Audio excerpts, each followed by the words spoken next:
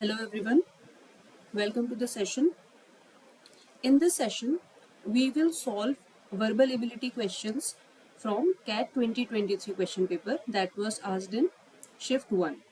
Okay, so let's proceed with the questions right away.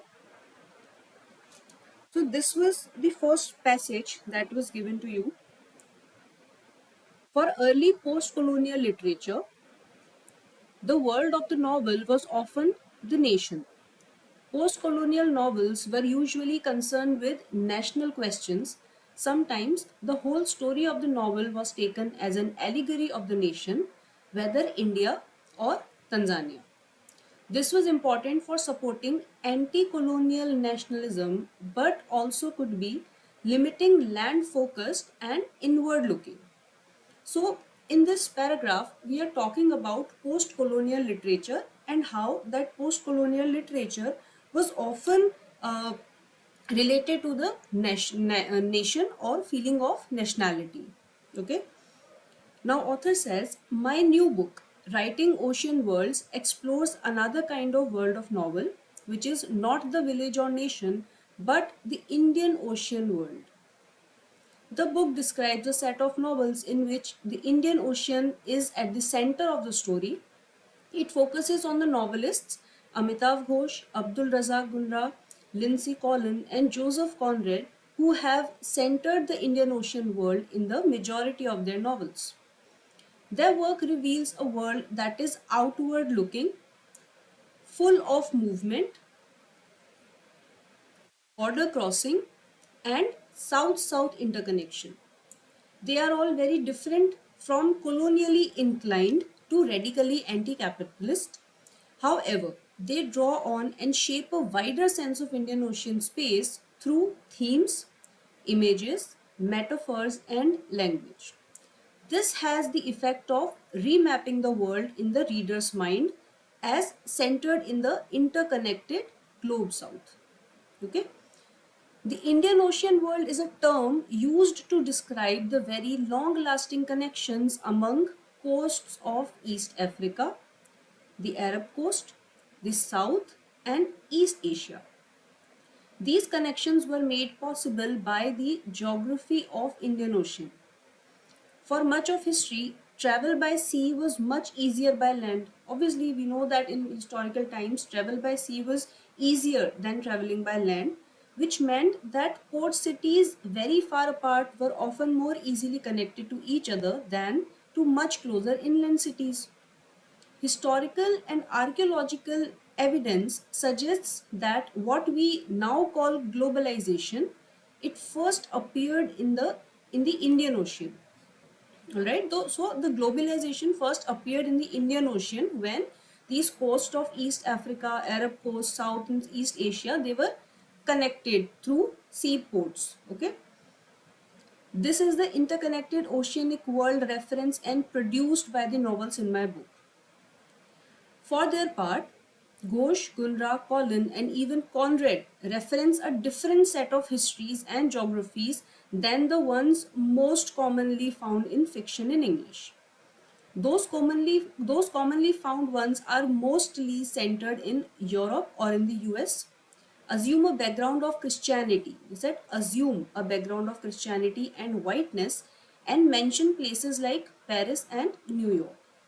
The novel in my book highlight instead a largely Islamic space, feature characters of color, and centralize the port of Malindi, Mombasa, Aden, Java, and Bombay. It is a densely imagined, richly sensory image of a southern cosmopolitan culture that provides for an enlarged sense of place in the world.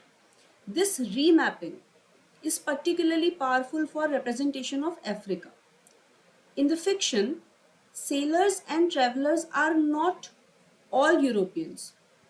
They are also African as well as Indian and Arab characters are traders, nakhodas, runaways, villains, missionaries, and activists.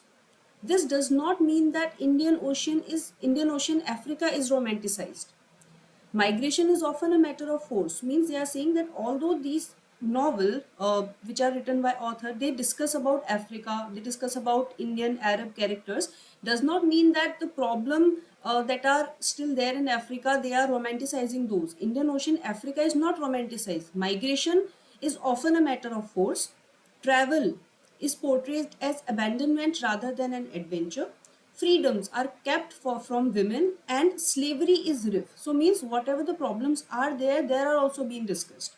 What it does mean is that African part of Indian Ocean world, this African part of Indian Ocean world plays an active role in its long, rich history and therefore in that of the wider world.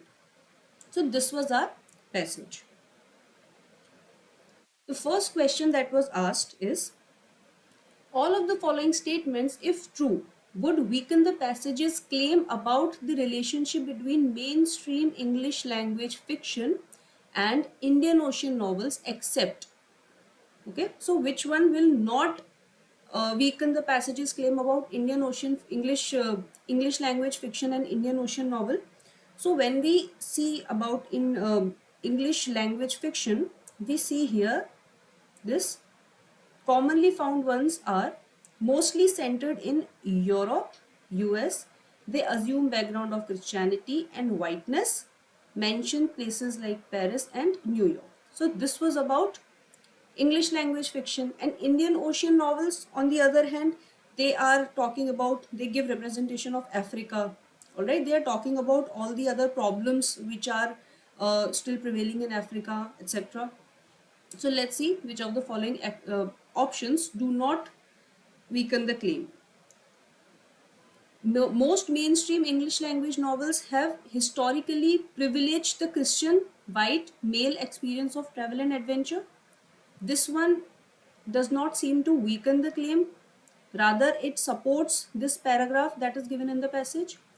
Option 2, the depiction of Africa in most Indian Ocean novel is driven by post-colonial nostalgia from an idyllic past. Very few mainstream English language novels have historically been set. Very few mainstream English novels have historically been set in American and European metropolitan centers. This will weaken the claim.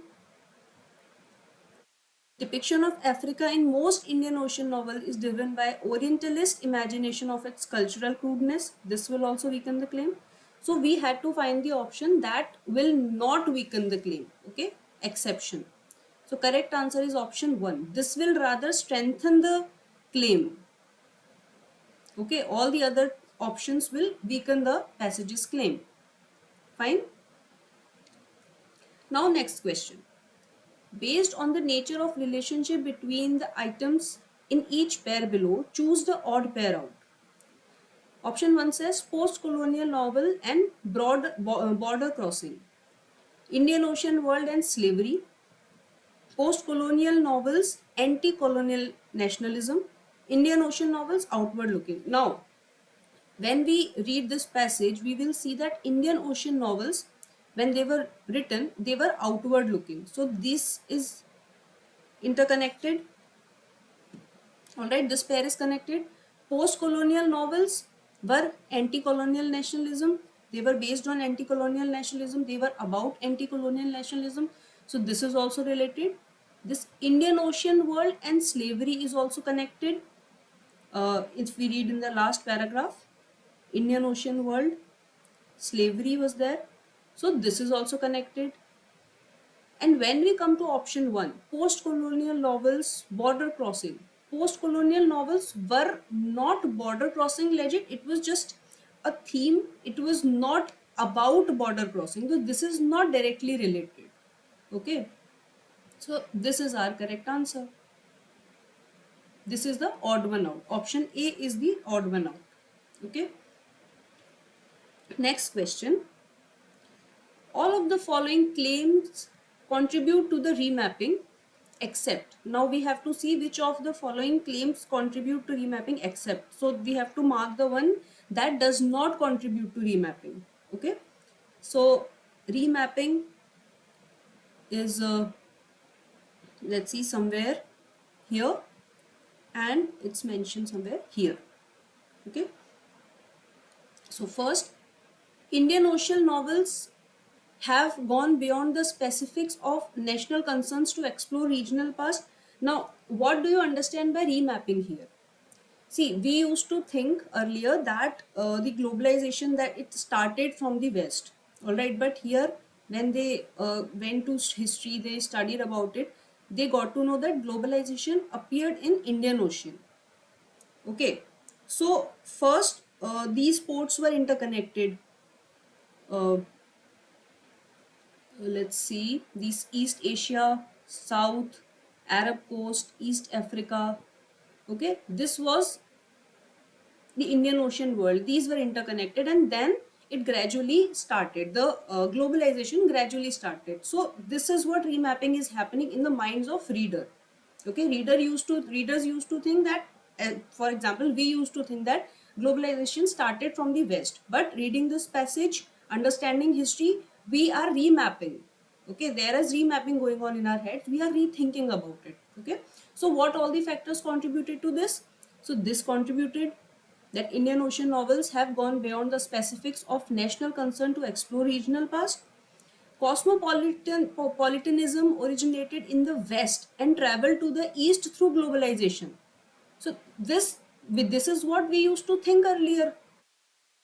Option 3, the global South as opposed to global North was the first center of globalization, as this is mentioned here. So this contributed to remapping. The world of early international trade and commerce was not the sole domain of white European. This also contributed to remapping. So which option did not contribute to remapping? We had to find the one which did not contribute. So option 3, I'm sorry, option 2, that is cosmopolitanism originated in the West and traveled to East through globalization. This does not contribute to remapping, as that is discussed in the passage, right? Next question is, which one of the following statement is not true about migration in the Indian Ocean world? Okay, option 1 says migration in the Indian Ocean world was an ambivalent experience. This is true. It is mentioned here, migration is often a matter of force. So this is true. The Indian Ocean world's migration network connected the global north with global south. On the contrary, in Indian Ocean world, it was connected south-south. Okay, the south-south interconnection was there. Okay, it was always connected to global south. This interconnected global south. So there was no north-south connection. So this is not true. So we had to find the option which is not true. So we got the correct answer, but let's read the other options also. Geographical location rather than geographical proximity determine the choices of destinations of migrants. This is also true. The Indian Ocean world's migration network were shaped by religious and commercial histories of region. This is also true. So which is not true about migration? That they were not connected global north with global south. They were connected only south-south, and global south was interconnected basically. Clear? Let's come to our next passage. Residents of Lozère, now this is a place, a hilly department of southern France, recite complaints familiar to many rural corners of Europe in remote hamlets and villages with names such as Le Bacon and Le Bacon View. Mayors grumble about a lack of local school. Now there is lack of local school, there is lack of jobs, phones and internet connections. Farmers of grazing animals add another concern, return of wolves. Now there are two complaints, one of people which is lack of local school, jobs, phone, internet connection, and farmers are complaining about return of wolves. Eradicated from France last century, the predators are gradually creeping back to more forest and hillsides. The wolves must be taken in hand. said an aspiring parliamentarian, Francis Palombi, when pressed by voters in an election campaign early this summer. Tourists enjoy visiting a wolf park in Lozère, but farmers fret over their livestock and their livelihoods. Now, tourists are enjoying wolf park because obviously they are getting to see wolves, but farmers are scared of scared for their livestock and their livelihoods. As early as the 9th century, the royal office of Lupari wolf catcher was created. This Lupari wolf catcher, this was created in France to tackle the predators. Those official hunters, these were official hunters and other, completed their jobs in 1930s when the last wolf disappeared from the mainland. So in 1930, in around 1930s, last wolf disappeared from the mainland. Active hunting and improved technology such as rifles in the 19th century, plus the use of poison such as strychnine later on caused a population collapse. Obviously, wolf population collapsed due to use of such things. But in early 1990s, the animal reappeared. So from 1930s to 1990s, there was calm, and now in 1990s, in early 1990s, the animals reappeared. They crossed the Alps of Italy, upsetting sheep farmers on the French side of the border. Wolves have since spread to areas such as Lozère, delighting environmentalists. Now, environmentalists are very happy that wolves are back. They see predators' presence as a sign of wider ecological health. Farmers who say the wolves cause the deaths of thousands of sheep and other grazing animals, they are less cheerful. They grumble that green activists and politically correct urban types have allowed the return of old enemy. They consider wolves as their enemy, but obvious. Various factors explain the changes of past few decades. Now we have to see what changes happen in past few decades. Rural depopulation is the part of the story in Lozère.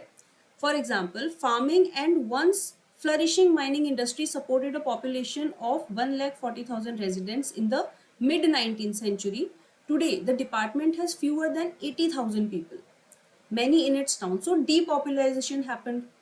As humans withdraw, forests are expanding. Obviously, humans are withdrawing, then forests are expanding. In France, between 1990 and 2015, forest cover increased by an average of 1,02,000 hectares each year as more fields are given over to trees. Now, nearly one third of mainland France is covered by woodland of some sort.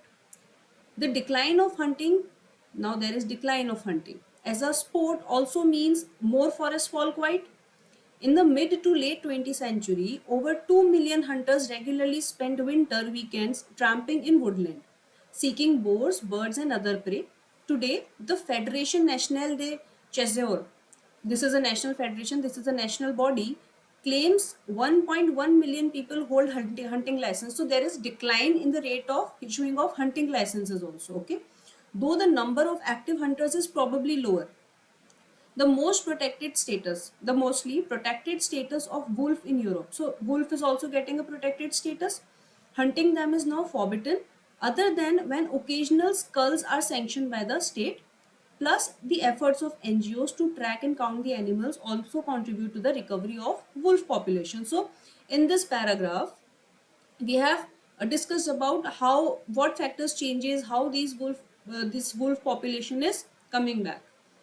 As the lupine population of Europe spread westwards, with occasional reports of wolves seen closer to urban areas, expect to hear of more clashes between farmers and those who celebrate the predator's return. Who are celebrating predator's return? Environmentalists.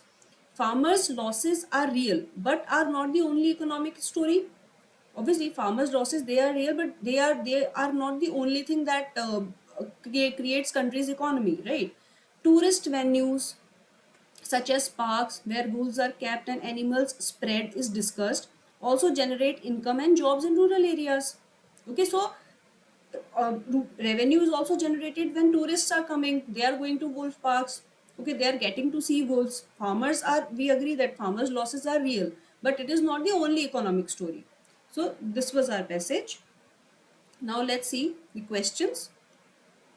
Author presents a possible economic solution to an existing issue facing Lozère that takes into account the divergent and competing interest of. Now we have to see which two groups interest was contesting. Okay, which two groups were competing. Tourists and environmentalists, environmentalists and politicians and farmers, farmers and environmentalists. Now we have read all these everything in the passage.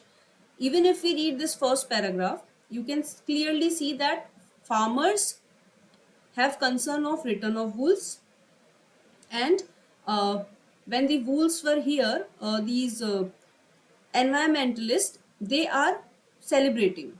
Okay, so basically which like which party they are like which are the two competing parties here? They are farmers and environmentalists.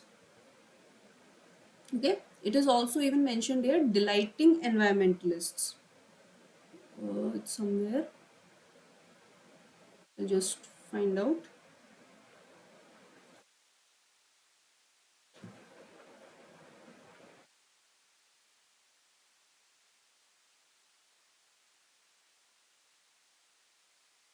Anyway, it's mentioned here, this delighting environmentalists. It took me time to find this particular thing. So tourists and environmentalists know, environmentalists and politicians know, politicians and farmers know. It was the issue between farmers and environmentalists. Clear? Tourists were coming, that was the source of revenue for the people of Lozère, but it is an issue mainly concerned between farmers and environmentalists. Next question is, which of the following statements, if true, would weaken the author's claim? Okay. So, author's claim is that basically tourists are enjoying visiting the park, Wolf Park, tourist venues, they generate revenue. Okay, everything is like this is what they're talking about, that because tourists are coming, revenue is being generated, they like to travel and all that thing. So if true, which of the following options would weaken the author's claim? Okay, the old mining site of Lozère are now being used as grazing pastures for sheep. No, this will not. Unemployment concerns are the residents unemployment concerns the residents of Lozère. No, this will not weaken the claim.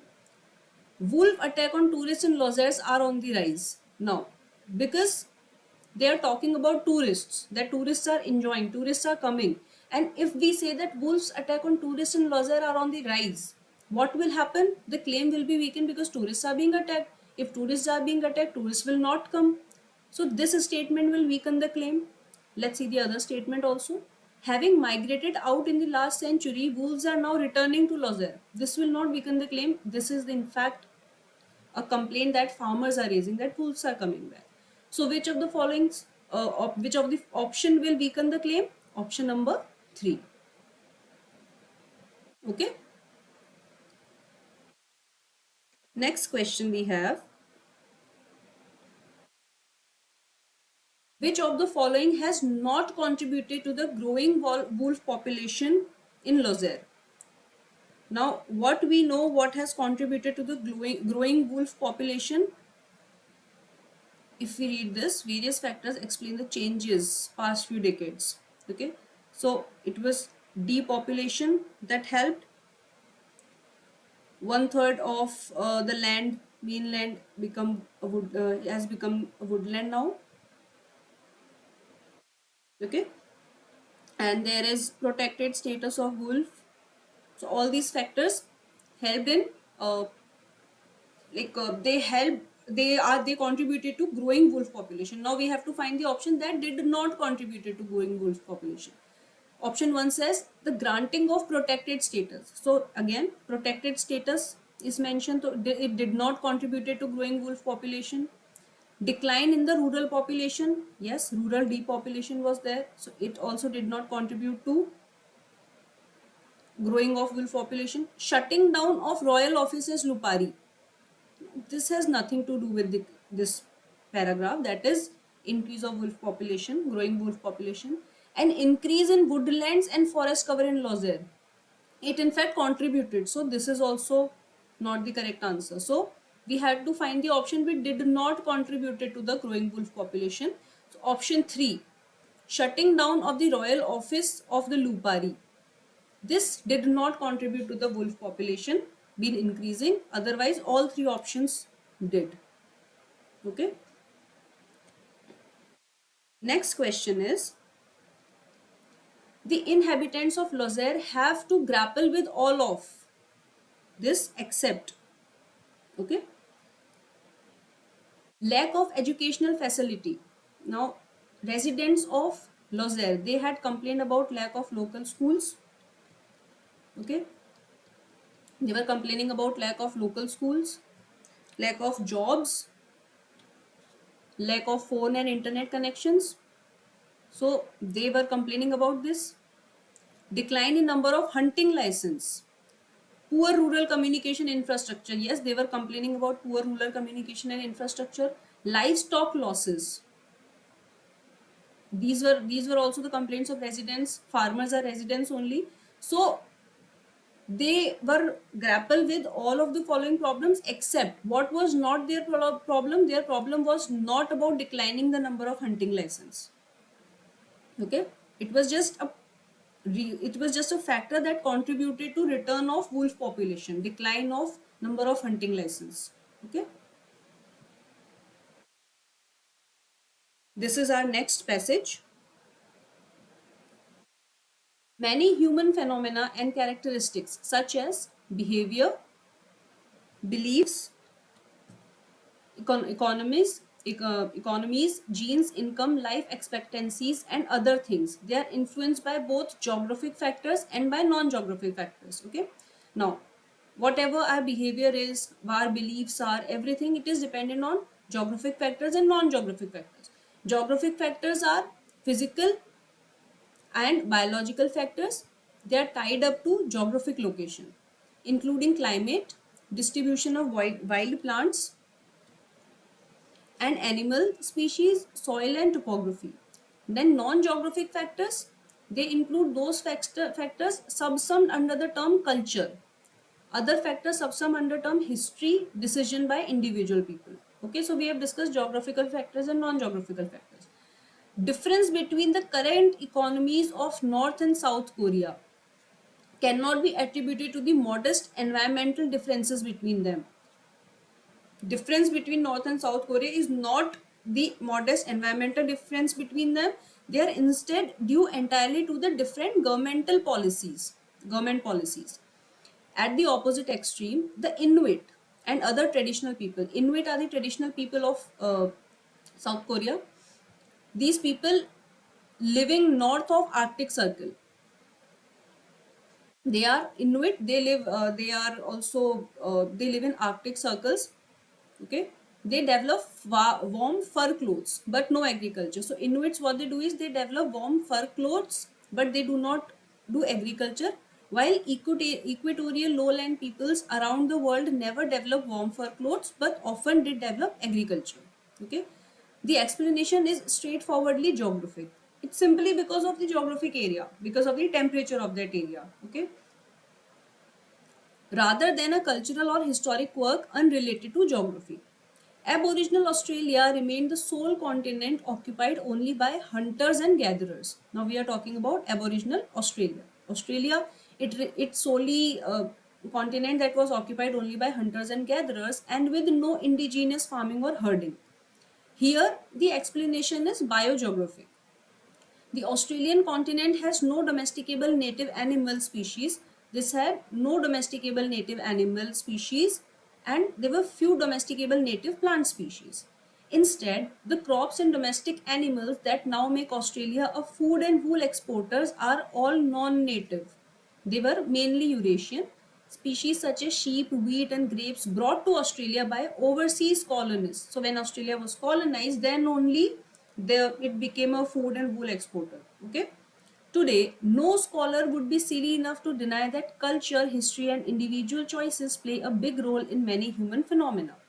Scholars do not react to culture, cultural, historical, and individual agent explanations by denouncing. They say these are cultural determinism, historical determinism, or individual determinism, and then thinking no further. Okay, but many scholars do react to any explanation invoking some geographic role by denouncing geographic determinism. Several reasons may underlie this widespread but nonsensical view. One reason is that some geographic explanation advanced a century ago were racist, thereby causing all geographic explanation to become tainted by racist association. So, past history in the minds of many scholars other than geographers. Other than geographers means non-geographers. But many genetic, historical, psychological, and anthropological explanations advanced a century ago were also racist. Yet, the validity of newer non-racist genetic etc. explanation is widely accepted today. So they say that it's not only about geography. Many genetic, historical, psychological, other explanations were also racist. Yet validity of newer non-racist genetic etc. explanation is widely accepted today. Okay. Another reason for reflex rejection of geographic explanation is that historians have a tradition in their discipline of stressing the role of contingency, a favorite word among historians, based on individual decision and chance. Okay, contingency means somebody is doing something, so other people will also do that. So there is like fair discussion based on individual decision and chance. Often that view is warranted, but often too that view is unwarranted. The development of warm fur clothes, they have given an example what warranted unwarranted are. Development of warm fur clothes among the Inuits living north of Arctic Circle was not because one influential Inuit leader persuaded another Inuit in 1783 to adopt warm fur clothes, but it was because of environmental reason. It was because it was cold over there. Okay. A third reason is that geographic explanations usually depend on detailed technical facts of geography and other fields of scholarship. Most historians and economists don't acquire that detailed knowledge as part of their professional training. Okay, so they have given three reasons. Okay, why these are rejecting, reflex rejection of geographic explanations. There are three reasons that are being given. Okay, let's proceed with our questions. Question 1 says, as of the following are advanced by authors, all of the following are advanced by author as reasons why non-geographers disregard geographic influences on human phenomena except. So now we just read that there are three reasons why non-geographers are disregarding geographic influence. Okay. Disciplinary training, which typically does not include technical knowledge. Uh, this is mentioned here.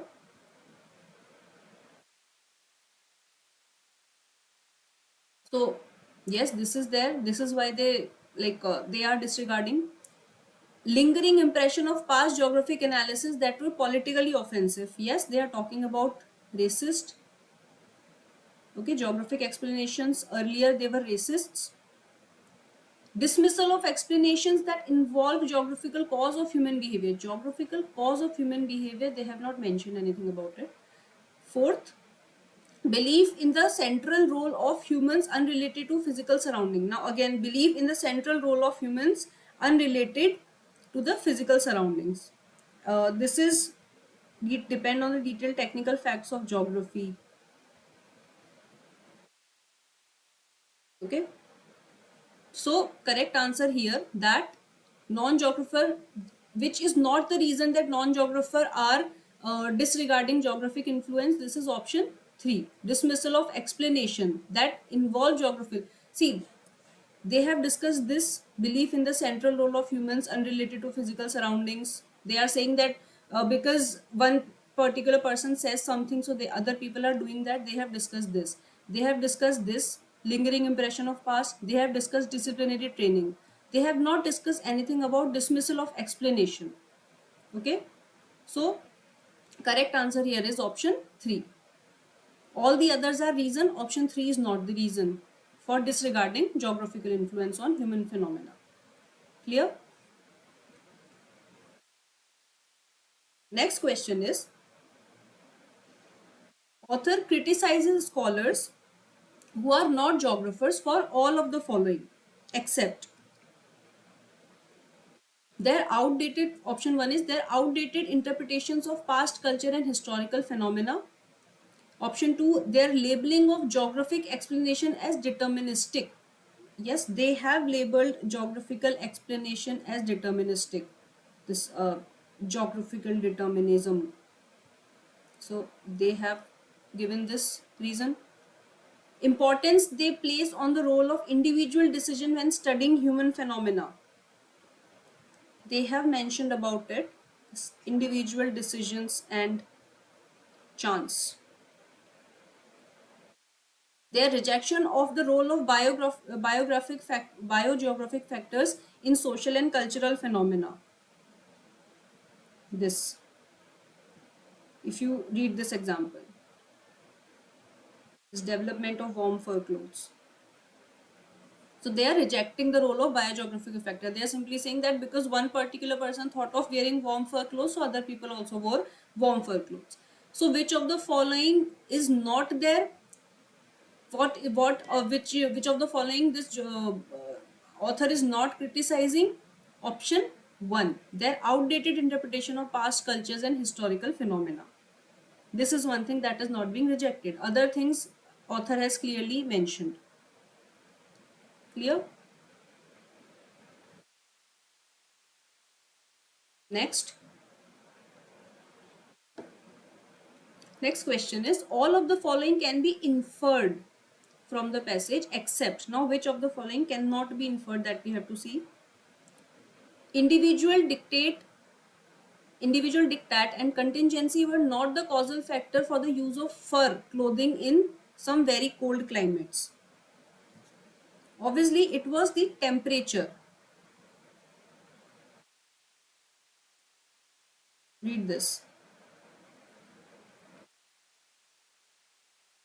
They adopted, and also it is mentioned here, this Inuit, this they developed, these people living in the Arctic Circle developed warm fur clothes, but other people never developed warm fur clothes. Straightforwardly, this is geographic explanation rather than cultural or something like that. Okay, so this was temperature, because it was related to temperature, it was cold there. Next, several academic studies of human phenomena in the past involved racist interpretation. This is clearly mentioned, there is nothing to infer. Okay, while most human phenomena, first of all, most human phenomena, I'm sorry, it is several academic studies of human phenomena is past involve racist interpretation. Yes, this is given that repeatedly racist, they were racist previously, it was racist. So yes, several academic studies of human phenomena that they have done in past, so it had a racist interpretation. So we can infer that by reading all these, that yes, they were racist.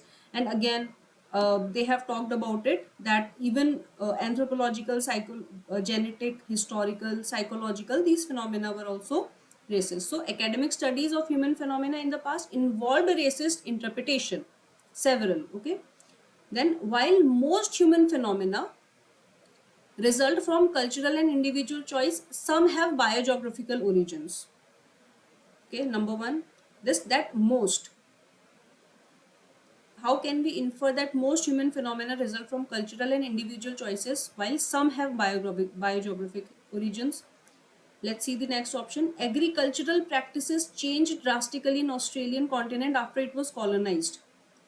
Uh, it is clearly mentioned that in Australia there was uh, the food and wool, it is all non-native.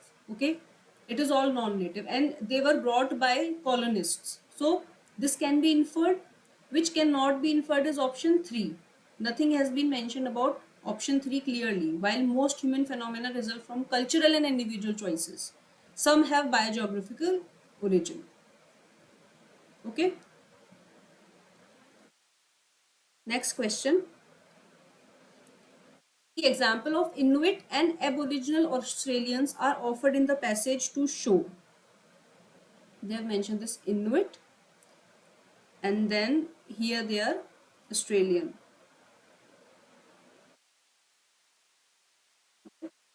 So what are they showing?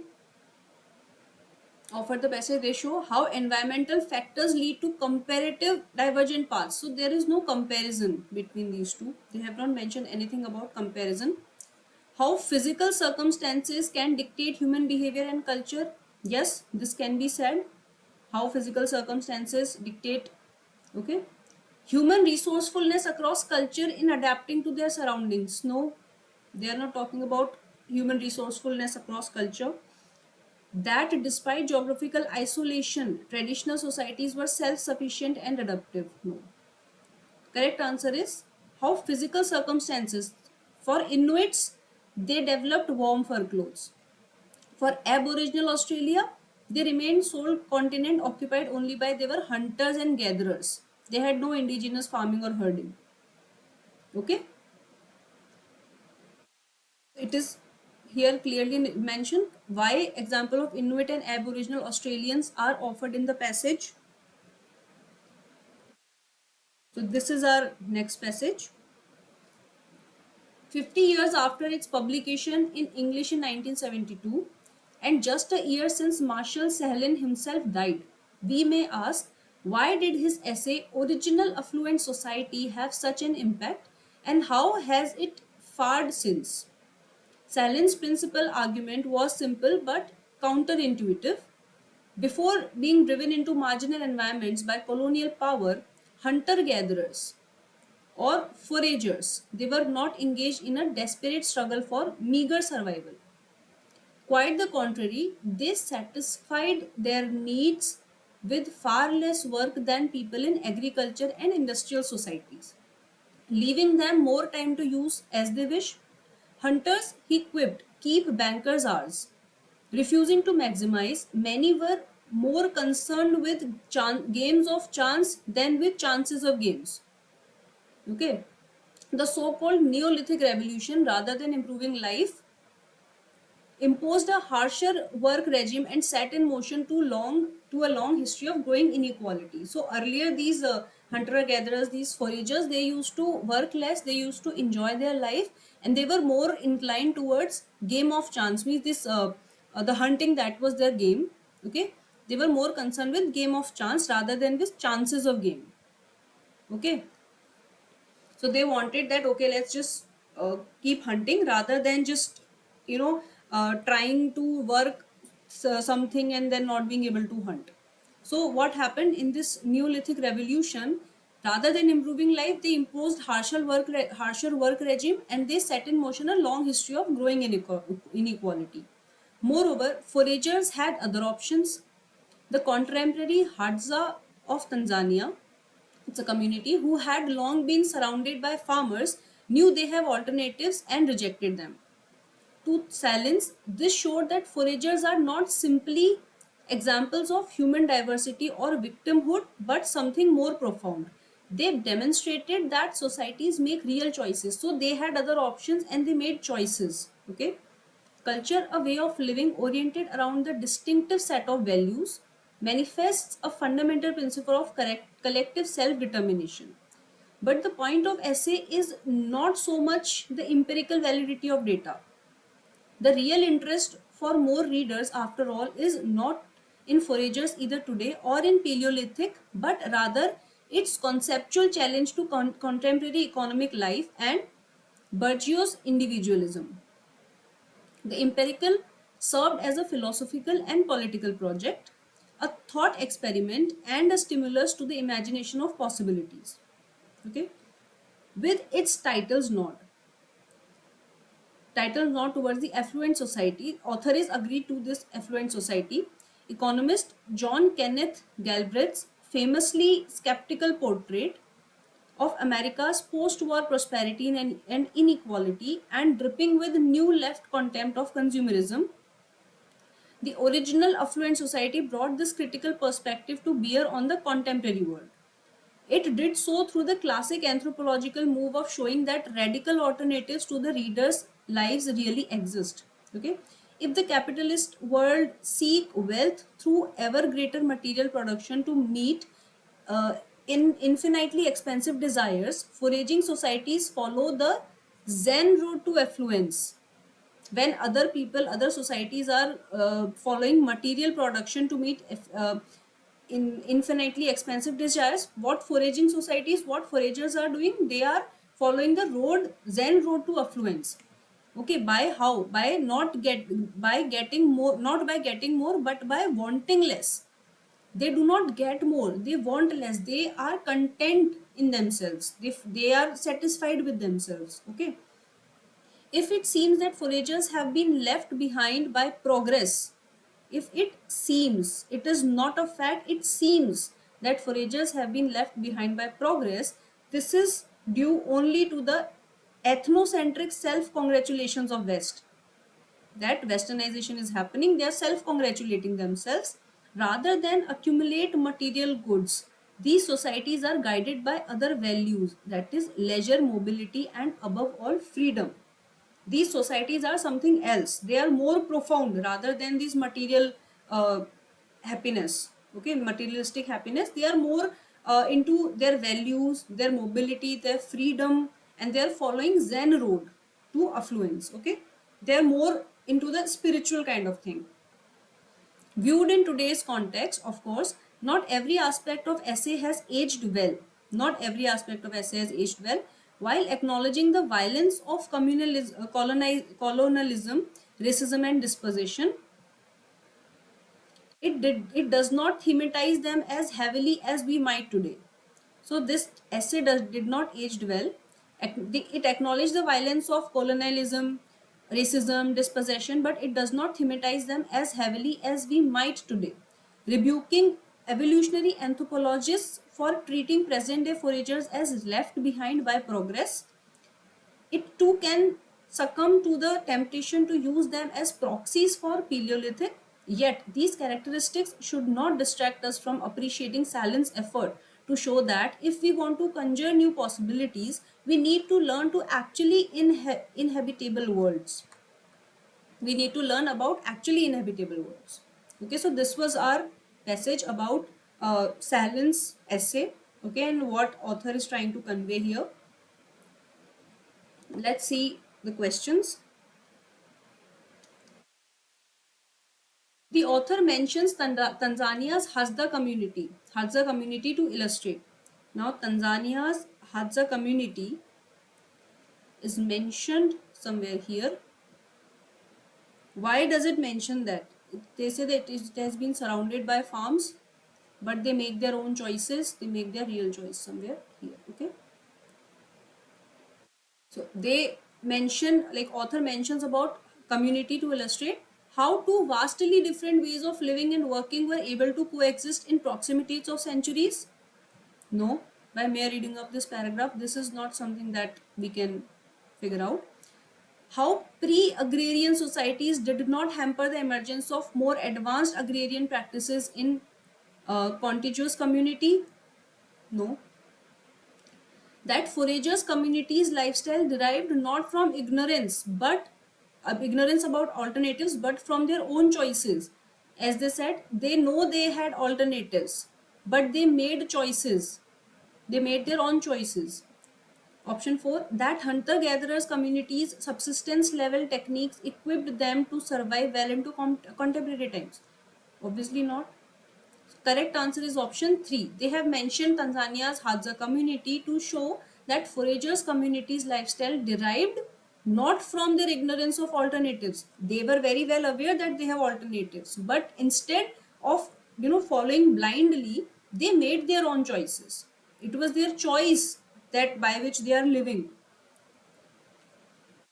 Next, we can infer that Salin's main goal in writing his essay was to, if we read this here, point of the essay, not so much empirical. Okay, it was not so much empirical. So what was the main goal of essay? Hold a mirror to an acquisitive society with example of other communities that have chosen successfully to be non-materialistic. If we see about Tanzania's this community and the things that they have mentioned, all the societies that they have mentioned, they are following Zen road to affluence. Okay, these foragers, the West people say that they are left behind by progress, but what they are doing is they are accumulating values, their leisure, mobility, their freedom. It is what they are more concerned with. Okay, they are satisfied by not getting more, but by wanting less, right? So we have to find the option which is in sync with all the information that is given in the passage. So we have seen option 1, this holds a mirror to an acquisitive society with examples of other communities that have chosen successfully to be non-materialistic. Okay. Second, highlight the fact that while we started off as fairly content egalitarian people, we have progressively degenerated into materialism. No. Put forth a view that despite egalitarian origins, economic progress brings greater inequality and social hierarchies. No. Counter Galbraith's pessimistic view of the inevitability of the capitalist trajectory of economic growth. No. See, correct answer that is in sync with this passage, the paragraph that is mentioned is that Salin's essay, main goal of writing the essay is to hold the mirror to an acquisitive society with examples. He is giving examples of other communities that have chosen successfully to be non-materialistic rather than running behind material and acquiring more and not getting satisfied with anything that they have around. What they are doing, they are following Zen road, they are following spirituality, they are following contentment. Okay, they are following their values, they are guided by their values, these societies. This is clearly mentioned that rather than accumulate material goods, these societies, they are guided by their values, which is leisure, mobility, and above all they love their freedom. Okay, they are free, they are making their own choices. Next, the author of the passage mentions Galbraith's the affluent society too. Why does this author mentions Galbraith's affluent society? Affluent society, that was 1958. Okay, this author is giving nod to affluent society. Okay, number 1, to show Salin's view contemplated Galbraith's criticism of the consumerism and inequality of contemporary society.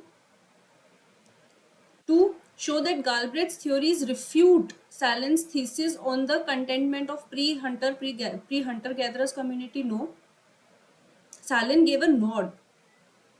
So Salin agreed to this Galbraith society. Okay.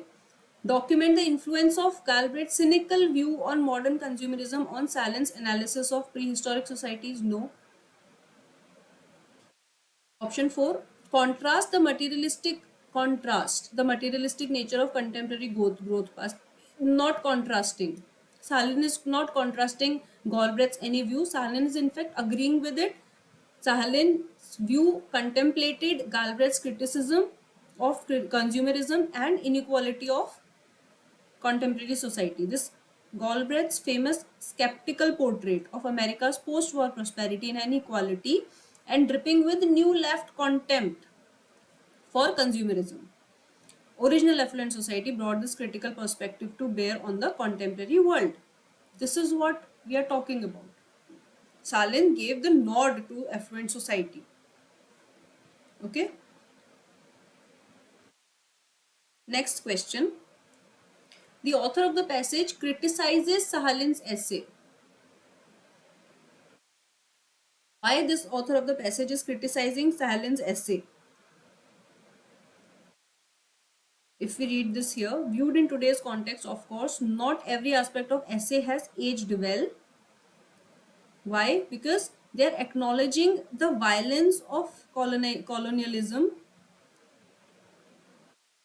racism, and dispossession, but it does not thematize them as heavily as we might today, as it is needed. Okay, so let's see the option that goes with this one. Cursory treatment of the effects of racism and colonialism on societies. Cursory treatment of the effects of racism and colonialism on the societies. Option 2, critique of anthropologists who disparage the society of foragers in today's society. Disparage the choices of foragers in today's society. So, are they critiquing any anthropologist? who disparaged the choices of foragers? No. Failure to supplement its thesis with robust empirical data? No. Outdated values regarding present day foragers versus ancient foraging communities? No. Correct answer is option A, that there was cursory treatment to the effect of racism and colonialism on societies, as it is mentioned, clearly mentioned here.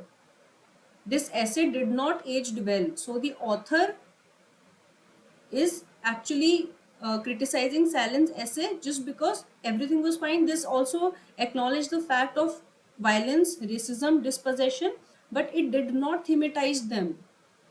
Okay, it had to be raised as a like major topic, primary concern, but it was not done so. Okay, right. So next is more like a sentence filler. So what we can do is we can read the sentence first and then see which option it fits. The discovery helps to explain archaeological similarities between Paleolithic people of China, Japan, and America. Okay, there is a discovery, the discovery. Now we have to see which blank this sentence fits. Paragraph says, the researchers also uncovered an unexpected genetic link between Native Americans and Japanese people. During the deglaciation period, another group branched out from northern coastal China and traveled to Japan. Then if we try to fit the sentence in blank one, this will not go well. Researchers also uncovered an unexpected genetic link between Native Americans and Japanese people. This discovery helped to explain archaeological similarities between Paleolithic peoples of China, Japan, America, because no, because abhi Japan has not come yet. Okay, then during the deglaciation period, another group branched out from north coastal China and traveled to Japan. Now, even if we talk about discovery, so discovery has not yet happened. We were surprised to find that this ancestral source also contribute to Japanese gene pool, especially the indigenous anus. So not here, not here. This particular person, Lee, said this. This discovery, what was the discovery? That this ancestral source also contribute to Japanese gene pool, especially in indigenous anus. So this was the discovery. They shared similarities in how they crafted stemmed projectile points for arrowheads and spears. Who shared similarities?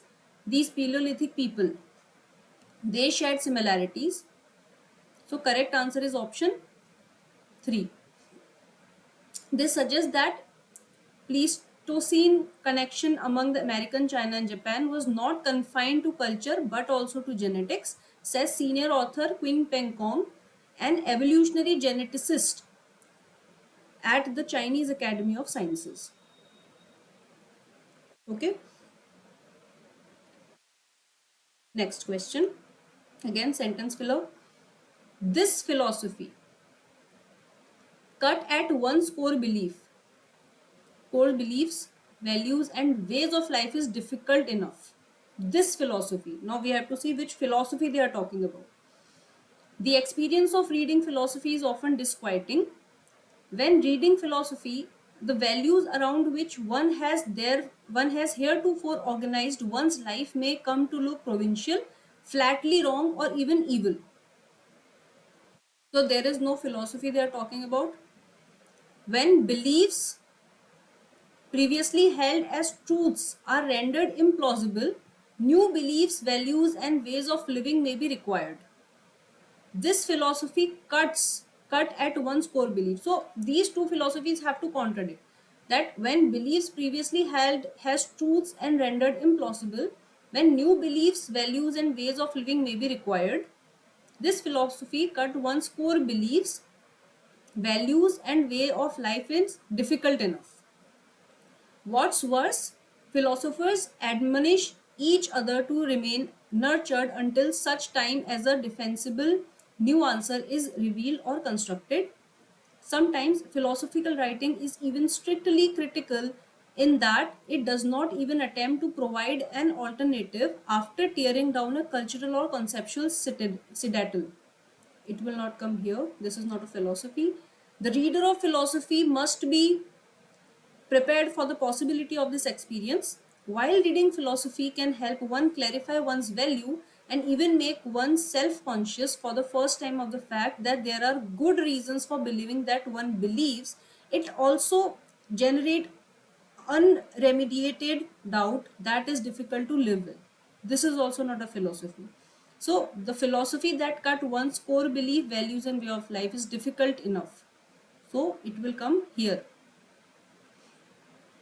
When belief previously held as truth are rendered implausible, new beliefs, values are may be required, and then this philosophy that new beliefs may be required, they cut one's core beliefs, values and way of life, and this is difficult enough. So correct answer is option 2. Now in this, we have to identify the odd sentence. We have to mark the sentence that is odd, that is not going in sync with the other 4 sentences that is given to us. Let's see sentence 1. Having an appreciation for the working of another person's mind is considered a prerequisite for natural language acquisition. We are talking about natural language acquisition, strategic social interaction, reflexive thought and moral judgment. Statement 2. It is a theory of mind, though some scholar prefers to call it mentalizing or mind reading, which is important for development of one's cognitive abilities. Now here we are talking about developing cognitive abilities. Here we are talking about understanding other people. Though we must speculate about its evolutionary origin, we do not have indication that the capacity evolved sometime in the last few million years. This capacity develops from early beginning in the first year of life to the adult's fast and often effortless understanding of others' thoughts, feelings, intentions. One of the most fascinating human capacity is the ability to perceive and interpret other people's behavior in terms of their mental states. So 3, 4, 5 and option 1. We are talking about understanding other people. Okay, how we are going to perceive and interpret other people's behavior. Here we are not talking about understanding. In fact, we are talking about developing.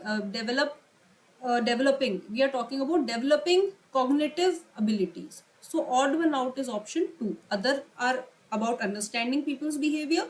This one is about developing some abilities. Okay. Next question, again odd one out. There is no systematic rule for naming of numbers. After 10 we have 11 and 12 and then the teens 13, 14, 15 and so on. Statement 2. Even more confusingly, some English words invert the numbers as they refer. The word 14 puts the 4 first even though it appears last. It can take children a while to learn all these words and understand that 14 is different from 14. 14 and 14.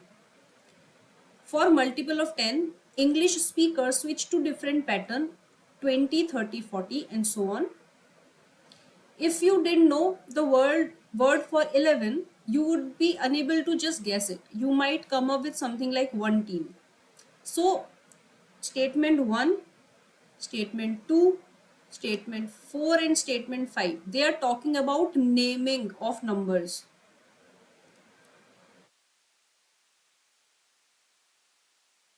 Okay, these statements are related to naming. This statement 2 is not related to naming. It is saying it can take children a while to learn all these words and understand that 14 is different from 40. Here it is not related to naming. Otherwise all the other sentences, all the other statements are related to naming. That's why option 3, sentence 3 is the odd one out. Clear? Next. Now this is jumbled sentence. Let's see. What precisely are the unusual elements that make a particular case so attractive to a certain kind of audience? It might be a particular savage or unfathomable level of depravity, but very often it has something to do with the precise amount of mystery involved. Unsolved and perhaps unsolvable cases offer something that ordinary murder doesn't. Why are some crimes destined for perpetual re-examination and others locked into permanent obscurity? Now, whenever we are solving jumbled sentences, we know that we have to ask a question first and then the answer, and question will come like together. So when we read this, we can say that this introduces the question on crime or question on crime.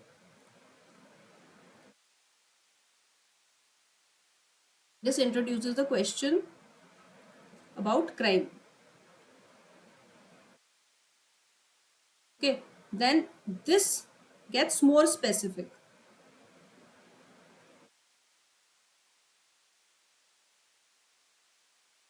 Okay, then this is answering that it might be a particular savage or unfathomable level of depravity, but very often it has something to do with precise amount of mystery involved. So first we will say fourth, second option one, second statement would be one. Then if let's say if we keep three before then before two, what precisely are the unusual element that make particular case so attractive? Unusual elements that make particular case so attractive to a certain kind of audience. Unsolved and perhaps unsolvable cases offer something that ordinary murder doesn't. It might be particularly savage and unfathomable level of depravity. So this does not sound about right. This it still sounds jumbled.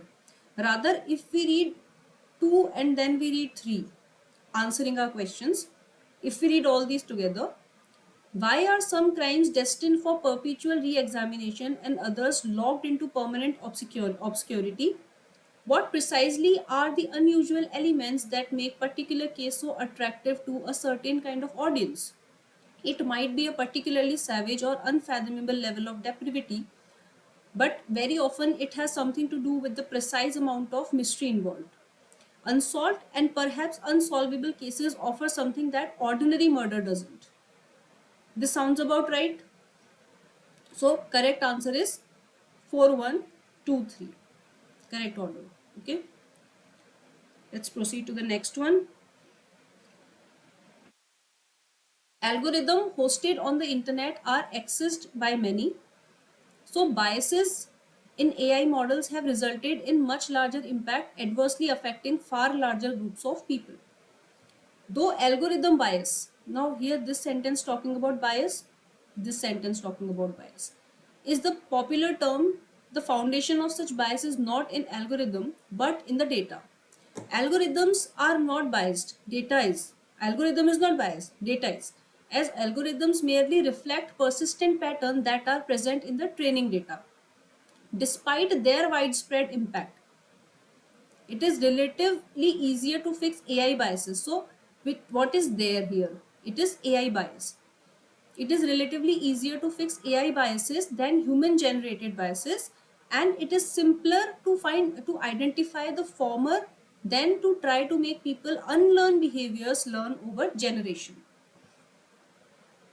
The impact of biased decision made by human is localized and geographically confined, but with the advent of AI, the impact of such decision is spread over much wider scale. Now see, this statement. This statement is telling what has happened. Okay, something that has happened. So this statement is telling what has happened,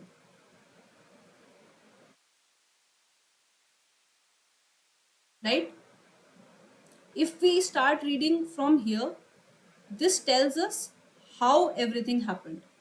So again, 4, 1, 2, 3.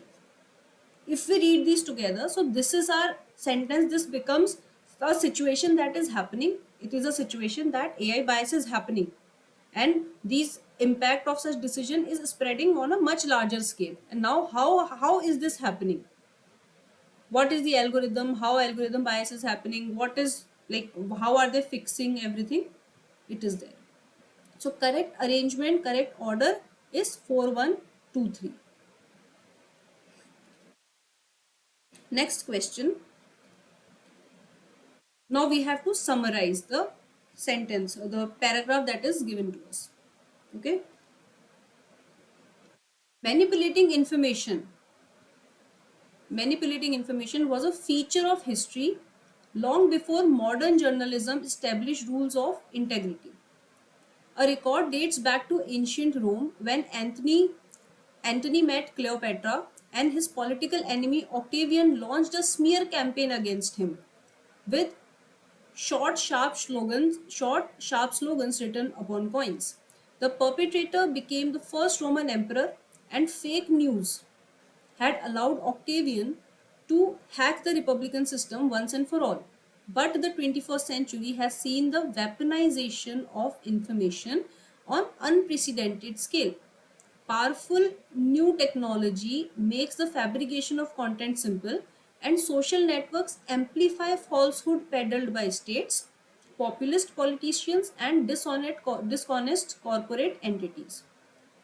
Platforms have become fertile ground for computational propaganda, trolling, and troll armies. Now we have to summarize this. Option 1 says people need to become critical of what they read since historically weaponization of information has led to corruption, a lot of extra information. So we will rule this out. Octavian used fake news to manipulate people and attain power and influence just as people do today. Seems fair. Option number 3, this information which is mediated by technology today is not new and has existed since ancient time. Disinformation, no. The use of misinformation for attaining power, a practice that is as old as Octavian era, is currently fueled by technology. So among option 2 and option 4 like sounds very much appropriate to be a summary of this paragraph, because Octavian, they simply said fake news plus they have not discussed anything about technology that is currently happening. So this is our correct summary, that use of misinformation for attaining power, not the fake news. Misinformation, that is a practice, it is as old as Octavian era and it is currently fueled by technology. Fine. Then our next question, again summary. Colonialism, it is not a modern phenomenon. World history is full of examples of one society gradually expanding by incorporating adjacent territory and settling its people on newly conquered territory.